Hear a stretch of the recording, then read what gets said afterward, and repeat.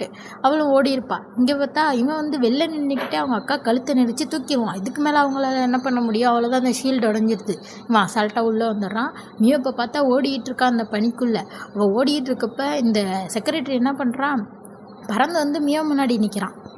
நின்றுட்டு நில்லு மியோ, எவ்வளோ தூரம் நீ ஓடுவ அப்படின்னு சொல்லிட்டு இப்போ முன்னாடி கூட ஒரு பலிங்கி மாதிரி எடுத்துருந்தாங்கல்ல இந்த டீமன் ஆகிறதுக்குள்ளது, அதை அவன் கையில் வச்சு மியோட்டை கட்டிட்டு முழுங்கிடுறான். அவ்வளோதான், அவன் முழுங்கினோடனே பெரிய டீமனாக மாதிரி நிற்பான். மியோ இதை பார்த்து பயந்து போய் நிற்கிறா. இங்கே அடுத்த சீனில் கியோக்கா தான் கட்டுறாங்க. வந்து அந்த அண்ணன் வந்து அவனோட பவரை வச்சு அந்த பலிங்கி மாதிரி இருந்துச்சுல்ல அதை வந்து உடைக்க ட்ரை பண்ணுறான். கடைசியாக உடைச்சிடுறான். உடைச்சதுக்கப்புறம் உள்ளே பார்த்தா ஒரே நகமாக இருக்குது. என்னது இது அப்படின்னு அங்கே இருக்கவங்கள கேட்டுட்டு இருக்காங்க. இது வந்து அந்த டீமன்ஸோட நகம், இது மூலிங்க தான் மனுஷங்களே டீமனாக மாதிரி இருக்காங்க அப்படின்னு சொல்லிட்டு பார்த்துட்டு இருக்காங்க.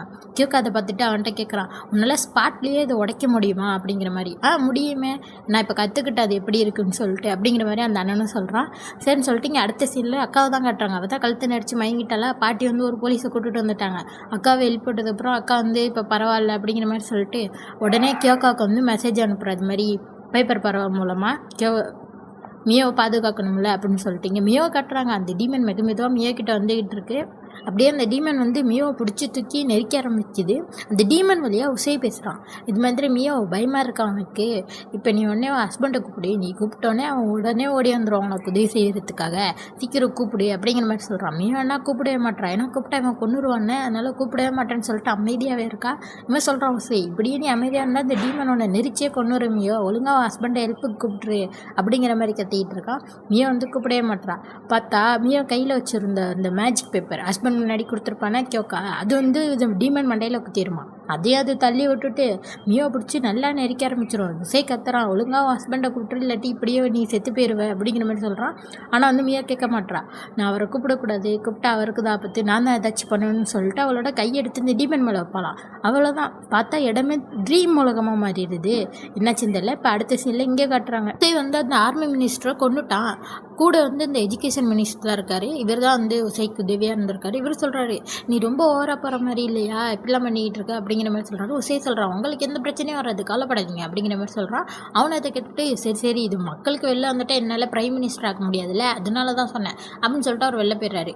இவன் வந்து அவரை பார்த்து முறைச்சிக்கிட்டு இருக்கான், முட்டா பையன் அப்படிங்கிற மாதிரி சொல்லிகிட்டு இருக்கான். உடனே இவர் கீழே வேலை பார்க்குறவன் வந்துடுறான். வந்துட்டு இது மாதிரி ஃபவுண்டர், நான் மிலிட்ரியே நம்ம கண்ட்ரோலில் தான் இருக்குது அப்படிங்கிற மாதிரி சொல்கிறான். உடனே உசை கேட்குறான், அந்த வயசானவன் எப்படி இருக்கான் அப்படின்னு சொல்லிட்டு. உடனே அதுக்காக சொல்கிறான், மிக்காடா வந்து நல்லா தான் இருக்கான், இன்னும் அவன் சாகிற நிலைமைக்கு போகலை அப்படிங்கிற மாதிரி சொல்லிகிட்டு இருக்கான். உடனே இவன் சொல்கிறான், அவனை சாக விட்டுறாத, நாம் தான் அவனை கொல்லணும் அப்படிங்கிற மாதிரி சொல்கிறான். இங்கிட்ட மியோ கட்டுறாங்க. ட்ரீம் உலகத்தில் சுற்றி கருப்பு கடலாக தானே இருக்கும். அதோட சேர்த்து அந்த டீமனும் மியோவும் ஒன்றாவே முழுக ஆரம்பிக்கிறாங்க. ஏன்னா மியோ மனசுக்குள்ளேயே நினச்சிட்டு இருக்கா, உதவிக்கு கூப்பிட முடியாது, என்னால் பண்ண முடியாது, இது மட்டும்தான் அப்படின்னு சொல்லிட்டு டீமன்ஸோட சேர்ந்து அந்த கடலில் முழுகிடுறா. அப்பயும் மனசுக்குள்ளேயே கியோக்கா தான் நினச்சிக்கிட்டே இருக்கா. இங்கே வெளியில் பார்த்தா வந்து அந்த டீமனை யாரோ அடிக்கிறாங்க. அடித்து மியோவை பிடிச்சி தூக்கிட்டு போயிடுறாங்க. யாருன்னு பார்த்தா நம்ம கியோக்கா தான். வந்துட்டு மியோவை பார்த்துட்டு நீ நல்ல வேலை பார்த்த அப்படிங்கிற மாதிரி சொல்கிறான். மியோ பயந்து போய் பார்த்துட்டு இருக்கா, நீங்கள் இங்கே வந்திருக்கவே கூடாது அப்படிங்கிற மாதிரி. அங்கே பார்த்தா அந்த அண்ணன் அங்கே தான் இருக்கான். அவன் வந்து இந்த டீமனை அடித்து அந்த பலிங்கி குண்டை வெளில வர வச்சிடுறான். அவன் வர வச்சோடனே நம்ம கியோக்கா என்ன பண்ணிடுறான், அந்த கத்தி எடுத்து அதை வெட்டிடுறான். அவ்வளோதான், இந்த டீமனாக இருந்தவன் சாதா மனுஷனாகவே இப்போ மாறிட்டான். மாறினதுக்கப்புறம் கியோக்கா வந்து மியோ கிட்ட பேசிக்கிட்டு இருக்கான். நல்லா தானே இருக்கு நீ அப்படிங்கிற மாதிரி. மியோ சொல்கிறா, நீங்கள் வந்திருக்கக்கூடாது கியோக்கா அப்படிங்கிற மாதிரி சொல்லிக்கிட்டு இருக்கா. பார்த்தா யாரோ கியோக்கா பின்னாலேருந்து 2 தடவை சுட்டுடுறாங்க. அவ்வளோதான், கியோக்கா கீழே விழுந்துடுறான். யாருன்னு பார்த்தா உசுபா ஆராத்தா மறைஞ்சி நின்று வந்து சுட்டிருப்பான். ஏன்னா அந்த உசுபா ஃபேமிலிக்கு இது ஒரு எபிலிட்டி. கூட இருக்க இன்னொரு எபிலிட்டி யூஸரை அவங்களால கண்டுபிடிக்க முடியாது, அந்த அளவுக்கு அந்த உசுபா ஃபேமிலி பவர்ஃபுல்லாக. இவன் தான் மறைஞ்சி நின்று கியோக்காவை சுட்டுட்டான்.